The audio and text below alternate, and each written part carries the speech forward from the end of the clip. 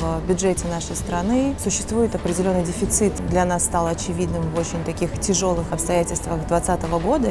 Этот государственный бюджет влияет как раз-таки на наше благосостояние общества, на то, сколько школ работают, сколько садиков работают, какой уровень медицины, какие у нас дороги. То есть очень важные большие и маленькие детали нашей жизни формируются благодаря государственному бюджету.